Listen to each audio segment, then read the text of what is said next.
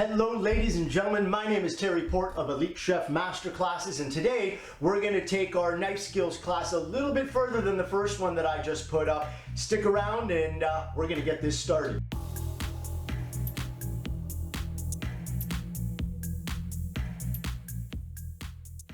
Alright, welcome back. So, in the first video I spoke about how to stand at the cutting board, how to position yourself with your right hand and left hand and that X on the cutting board. I also spoke about the Italian, mangia, how this left hand, at least for me because I'm right-handed with the knife, how that protects my fingertips, and I have that X, like I said, in front of me. Today I want to address how we manipulate the knife itself into what we're working on, and that's dependent on what it is exactly we have on our cutting board with us.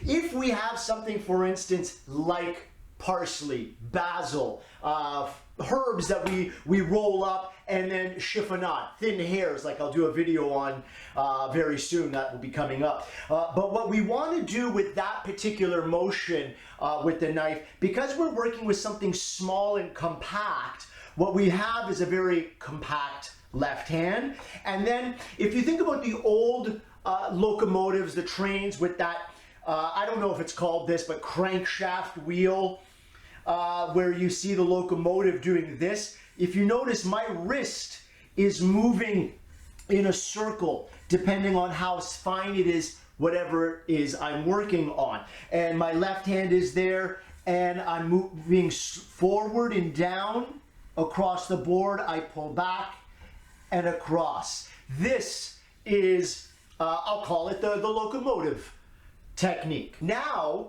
we're going to move on to how do we handle the knife and attack what we're doing if we've got something large and unstable. All right, let's imagine I've got a large onion. Okay, one of the worst things you could do with anything that's rolling around and you don't have control of it, this is the most dangerous thing that you can do, because what happens if that slips? All right, and then you're putting a lot of pressure on it, and then all of a sudden that knife is going this way towards you. Probably not a good area for you having a sharp blade going anywhere near that. All right, or even it's dangerous if it goes this way, because that knife could pop back up, and then we've got a knife blade near our wrist. Also a pretty bad area to have a blade. Anyway, so when you've got something large and unstable, the most important thing you need to do, you're holding on to it, lift the back end of the knife up and do little incisions into it like that, and let the blade do the work.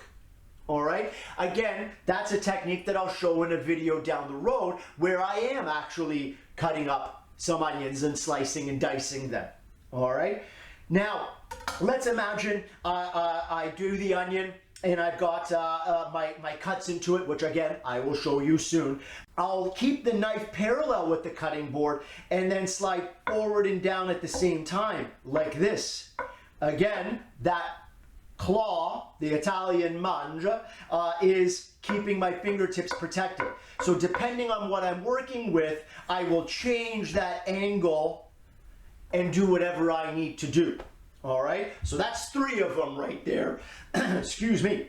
The last one is, let's imagine I have rosemary picked off the stem, or maybe thyme. These aren't herbs where I can roll them up. They're not leafy herbs. They're more like dense, firm herbs. So with those ones, and then they're short.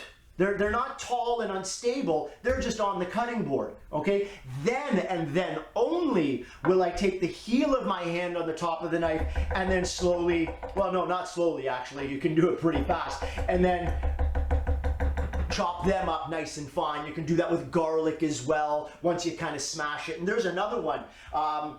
Garlic, after you've got it all peeled and you want to chop it up, if you don't have a little handheld immersion blender with the bowl, or if you're not doing a large amount like I do sometimes, then what you'll want to do is have the pile of peeled garlic done, ready to go, cleaned.